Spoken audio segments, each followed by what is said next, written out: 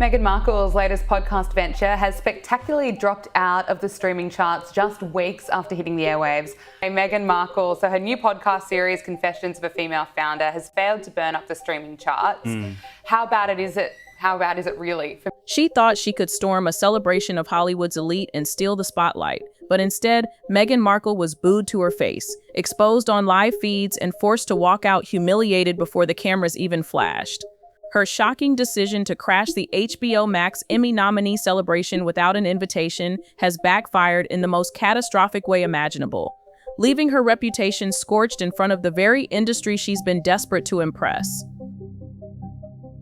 This is pretty bad, Gab. I mean, this show was a multi-million-dollar production. This was what she signed up with Lemonada Media for. Came out last month, the first batch of episodes, and it's just been a complete flop. In a room packed with real Emmy-nominated talent, respected actors, and industry legends, Meghan made the fatal mistake of assuming she still mattered. The reaction was brutal: boos, eye rolls, and cold shoulders everywhere she turned. Insiders now confirm that multiple producers even made a deliberate decision to cut her out of all media coverage for the night. Meghan didn't just overstep, she walked straight into a room that didn't want her there and got the message loud and clear, delivered in the harshest language Hollywood knows: absolute silence and public rejection. This week, it's out of the top 100 completely. So basically, in a span of a few weeks, the show has completely disappeared without a trace. I think this is a massive PR disaster for Meghan. She chose to interview. Meghan believed her presence alone would ignite admiration and spark glowing gossip headlines, but instead, it stirred whispers of pure desperation. The very circle she's long tried to break into, actors, writers, producers, Hollywood's inner elite, didn't even bother to fake politeness. No claps, no smiles, not even a nod. And then came the moment that may define her post-royal career. They booed her. Right there in the room, there's party crashing, and then there's gate crashing. One of Hollywood's most prestigious industry events with no invitation and sky-high expectations. Meghan Markle's appearance at the HBO Max Emmy nominee celebration was nothing short of a public catastrophe. Of high-profile women that have built successful businesses, and she got some great people. The woman that created Bumble, all different types of business people. But it never rang true because she's not a business person, Gab. She married a member of the royal family, and then they left the royal family and they made a buck, selling some secrets. According to at least 3 senior event organizers, Meghan's appearance was completely unannounced and totally unauthorized. Her name wasn't on the guest list, there was no RSVP, and not a single representative had reached out in advance to verify her presence. In short, she wasn't supposed to be there. Multiple HBO staffers later revealed that the first anyone knew of Meghan's arrival was when a flurry of urgent texts and earpiece whispers rippled through the venue shortly after 8:15 p.m., security scrambled, PR reps frantically checked their tablets. And then there she was, Meghan Markle entering through a side door, camera ready, smiling, composed, and flanked by 2 staff members in black suits. On the surface, it looked official, but behind the scenes, it was chaos. And so I think on that level alone, it doesn't really work. And I think with podcasting, unlike with Netflix, it's not enough just to have this sort of surfacey stuff. Of course. When you want people to tune in every week and listen for 40 minutes, I think it needs a bit of substance, and this show had no substance. Yeah. But it wasn't official at all. Meghan's choice to appear without a formal invitation wasn't some innocent oversight. It was a calculated gamble to force herself back into the cultural spotlight. The problem? That gamble rested on the assumption that Hollywood still considered her a relevant figure. What unfolded instead was a slow, devastating realization. Meghan's star hadn't just dimmed, it had burned out completely. The Emmy event wasn't a red carpet free-for-all. It was a carefully curated evening dedicated to celebrating genuine talent, relentless hard work, and artistic achievement. And Meghan, she hadn't contributed to or been involved with any Emmy-recognized project whatsoever, making her presence look more like intrusion than inclusion. And Louise, on that post-royal life, a little bit of confused messaging this week over the future of As Ever.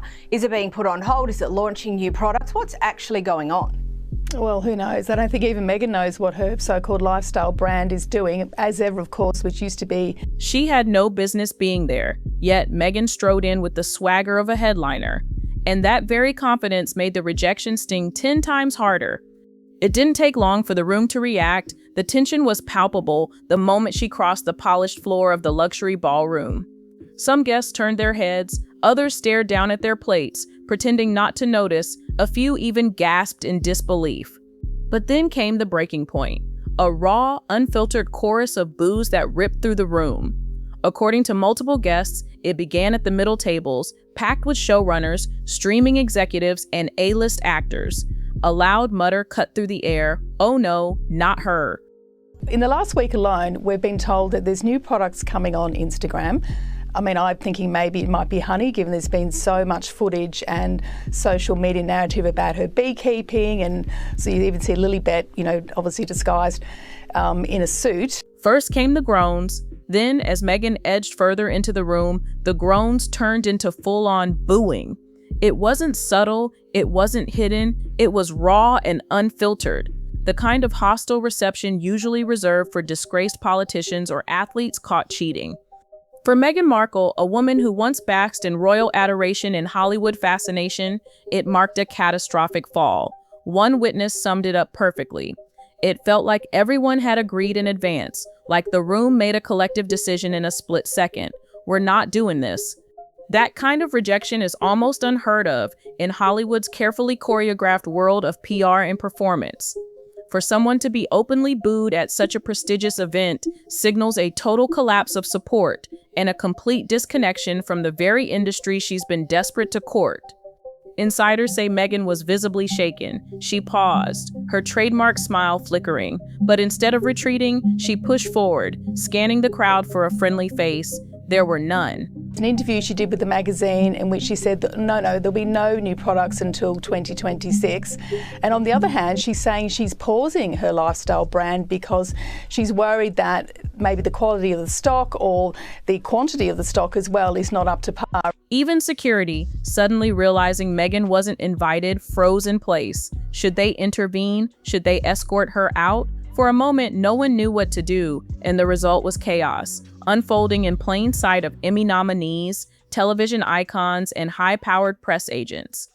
Meghan, so used to curated settings and constant applause, was now trapped in the one scenario she never prepared for: organic, uncontrollable, and utterly inescapable humiliation. If she expected a lifeline, a hug, a selfie, or even a polite smile from a fellow A-lister, she was sorely mistaken. The opposite happened. As she tried to weave her way through the room, Hollywood royalty turned their backs one by one. Zendaya, seated near the bar, reportedly spotted Meghan approaching and instantly pivoted to speak with her assistant. Of course, she did engender one of those classic marketing techniques by making everything sell out very quickly, because there was a real sense of FOMO created, and she only had something like less than 50 jars of jam, and they all went at lightning speed, some of which were given away to. Pedro Pascal quietly excused himself from a conversation and walked away the second Meghan drew near. Even former acquaintances from past events, producers, stylists, journalists, avoided eye contact entirely. One entertainment blogger summed it up in a viral post. She floated through the room like someone chasing relevance, and everyone just kept walking. The rejection wasn't accidental, it was strategic. No one wanted to be seen next to her, because in Hollywood, association is endorsement, and in that moment, standing beside Meghan Markle had become a liability. The photos would circulate, the optics would stick, and the message would be crystal clear: she was unwelcome. At one point, according to a producer who witnessed it firsthand, Meghan even attempted to approach a group that included a major director, a prominent TV showrunner, and a Netflix executive. It's an absolute muddle. I mean, she's playing at being an entrepreneur. Clearly, she should have got a proper CEO or entrepreneur in charge of the business, and she may not have found herself in this mess, but I don't believe she was able to find the right person. They all just slowly turned away, the source revealed. It was so awkward. We didn't even laugh. We just felt secondhand shame. Meghan's presence had turned what should have been a glamorous Emmy celebration into something surreal, an experiment in what happens when image collides with reality and loses. The moment her name began circulating among staff and security, confusion exploded. Unlike the polished arrivals of real high-profile guests, logged in advance, cleared by reps, and coordinated down to the second, Meghan had entered like a rogue crasher at a VIP gala. No clearance, no record, no confirmation, just an unexpected arrival no one knew how to handle. One staffer, speaking anonymously to a Hollywood blog, admitted she wasn't on the list. We checked 3 times. Bronte, on a more fun side, and obviously it was Lilibet's birthday this week, the Sussexes were off to Disneyland for the week. Can you tell us about the trip? Anything notable about it? Well, yes. I mean, I feel like we were all quite captivated by that birthing video, but it was in fact Lilibet's birthday, and someone radioed in, "Do we escort her out?" There was genuine panic behind the scenes. But with Meghan already halfway across the room, and with every move being tracked by smartphones, physically removing her risk creating an even bigger spectacle. So organizers chose what they saw as the lesser evil. Let her stay, but far from the spotlight. Reports confirm she was quietly directed to a seat near the exit corridor. She was offered water, not champagne. No interviews, no photos, no access to the stage or the industry inner circle. For all intents and purposes, Meghan Markle was treated like a ghost guest, present in the room, but never truly acknowledged. And in Hollywood, that kind of treatment can cut even deeper than being escorted out, because being ignored is the ultimate insult. I did enjoy 2 days, as Meghan posted on Instagram, 2 days at Disneyland. And she posted a whole video which included, footage of them running around the place and going on rides, all wearing their Mickey Mouse and Minnie Mouse ears, and also meeting Elsa from Frozen. It's quite a cute video. Interestingly, she has included some pictures in there of the 2 children front on, but then she's put emojis over their face because, as we know, It was a subtle but brutal message. You don't belong here. We'll tolerate you just long enough to avoid headlines about a messy removal. But that's it. The aftermath of Meghan Markle's uninvited appearance at the HBO Max Emmy nominee celebration wasn't just a public relations misstep, it was a seismic shift in how Hollywood now views her. Celebrity events are usually wrapped in polished facades and guarded by strategic optics, but not this time. This moment was raw, it was real, and it reshaped her standing in Hollywood in a way no carefully curated Netflix docuseries could ever repair. When Meghan stepped into that ballroom, she may have truly believed she was walking into her grand comeback. Instead, she walked straight into a career-defining humiliation. Since then, she is keeping it sort of partially obscured, but they seem to have a really nice time in Disneyland. Again, I was reminded of the fact she's an influencer now because it was the "thank you Disneyland for having us" post. Something that was very interesting about it was I wondered how they managed to do 2 days there without shutting down the park and without having people taking. By the time Meghan slipped out through the side corridor, escorted not by cameras, but by silence and stiff body language, the reality had sunk in. This wasn't a rejection of a single project or a fleeting rumor. It was a rejection of Meghan herself. In Hollywood, where exposure is currency, being deliberately ignored is a fate far worse than negative press.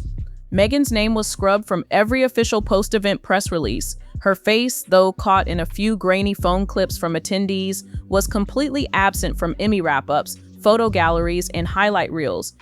She hadn't just been rejected, she had been erased. The public, but there are reports that they got a special sort of celebrity VIP package which is offered to high-profile guests, which sees them sort of driven around backstage and also given the cast entrances and exits so that they're not in the public space as much. And also it appears that the kids may have had their little cute Mickey and Minnie Mouse ears on. According to a PR manager tied to one of the nominated shows that night, HBO's internal directive was blunt.